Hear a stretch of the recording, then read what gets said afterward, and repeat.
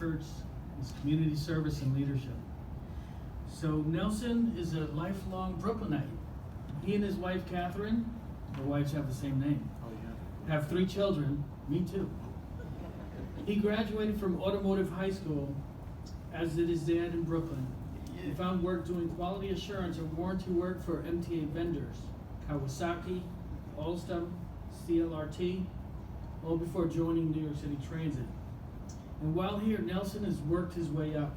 He joined Transit in 1989 at the age of 23 as a car maintainer at the 207th Street Overhaul Shop.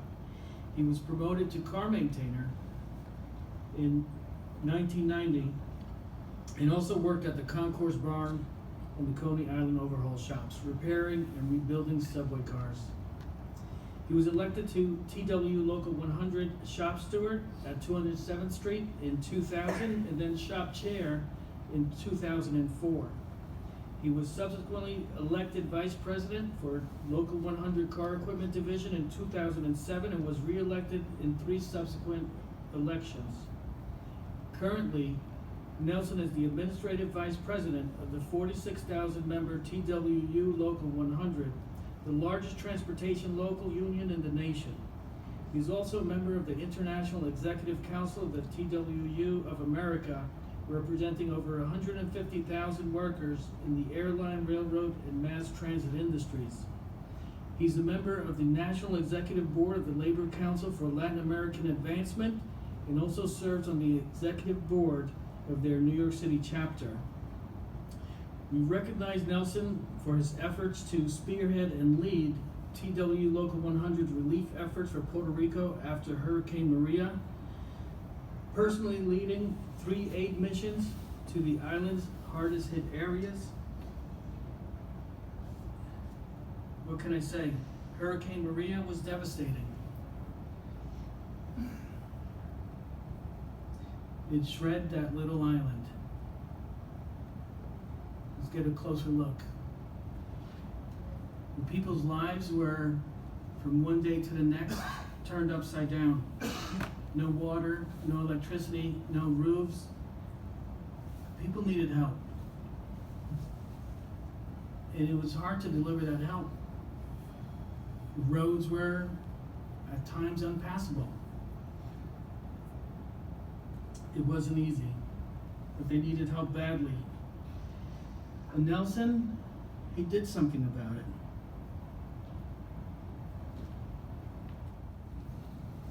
Nelson, would you join us?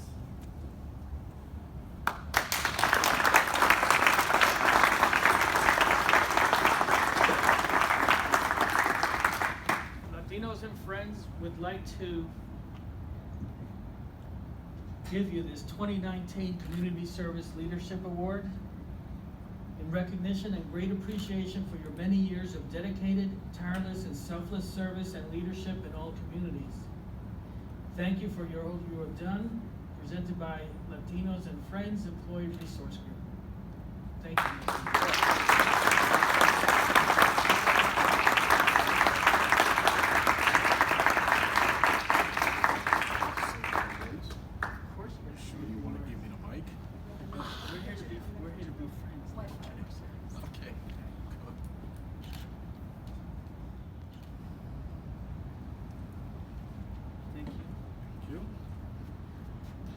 Say a few words, please. Sure, thank you, Antonio. First and foremost, I want to thank our union president, Tony Utano, because when Maria hit, me and him had a conversation, and we decided to send people to Puerto Rico. I also want to thank Kim Ward, she's in the room, because we met with Labor Relations on how to go over the logistics on how to get this stuff done.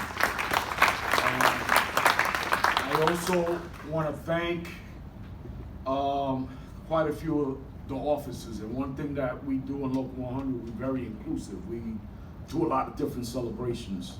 We just finished Indian Day, and we're going to be doing Korean Day, Saturday, and Russian Day, so we do a lot of events. And I want to make sure that I give thanks to Pete Rosconi, Eric Lorgel, these are 2 vice presidents, division chair, Raul Lugo, Danny Amato, Michael Capucci, Alex Gonzalez, Michelle Figueroa, Michael Hom, Mario Devet, Danny Ascona, Chris Lightborn, Sharice Du Bois from PAC, Alan Saley, of course, from Communications, Nancy Martinez, Vincent Vicente Pagan, and Jay Carrasco. They always supported me. And I'm gonna keep it real. I have 2 vice presidents and I've been through 8 vice presidents in car equipment in my tenure. And 2 that I really respect was one, his name was George Cortez. 1989 when I started, he was my supervisor and we moved up the chain together. He became general, I became shop chairman of 207th Street. And that man was a leader. And TA has a lot of managers, but not enough leaders. And he was a leader. And I'll never forget the words that he told me when I was in the gang. He says, "Nelson, do you know how to grout?" I was 22 years old. Like, "No, George." He's like, "I'm gonna show you how to do it. You're part of this gang, you're gonna make money too." I never forgot the words in the 30 years, right? Another one is Joseph Brownfield, right? And it felt good, right, that I was able to work with 2 counterparts that happen to be Boricuas, but they didn't give the house away. They just understood that why fight the union if they're entitled to it, and if I could not face a judge or a perp charge or Joel Andrews, I know he was here, so why should I fight about it? Just let them have it. A lot of managers thought that that was working too close with the union. I will tell you that I did have a sit down with Antonio. I've been here 30-something years, and there's a reason why I didn't go to the management side, and the numbers don't lie. If you go to the EEO website, the numbers are there. They'll tell you what nationalities are bosses, which ones ain't, and we have a lot of work to do. And I told Antonio, you know, there's been a lot of people in these rooms, and if they're gonna be people in the room that got their own interests, I don't wanna be part of it. I do wanna leave this place, like I tell all the vice presidents that are my counterparts, that 20 years from now, they'll look back and say, them people were living. We're thinking of the future. I will tell you, like I told Antonio, we've been left behind in this company. And we need to have some serious discussions on how we can fix that. And I told him I'm willing to sit down on the table. There's no mystery, or everyone should know in the room.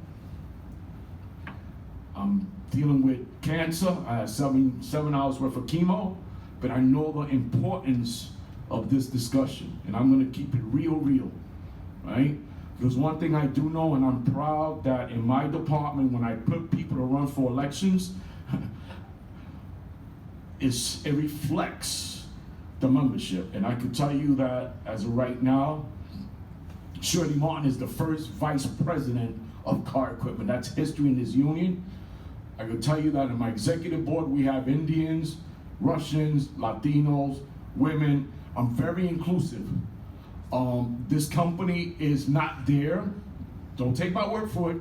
Go to the EEO website, look at the numbers.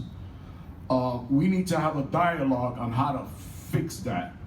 And it's a real, and it has hit with the Transit Hispanic Society. It has hit with, I guess, these groups are like a restart. And I sat down with Antonio and I said, look, I'm willing to do this, but my life is short. But if it's gonna be very fruitful, then I'm there. If it's not, then I won't be there. And we need to collaborate on how we can fix that. And I'm gonna tell you, I never went to the management side because it always was who you knew. And I didn't agree with that. I could tell you that I do a lot of work on the outside. We should all be proud that we passed bills in New York for the Dreamers. We passed laws for the farm workers. I do a lot of community work in my other organization, which is the Latin Labor Council for Latin Advancement. And I'm very proud of that. If people ask me about the Hispanic Heritage Month, I look at it and reflect what did I do in the last year to help Latinos and Hispanics.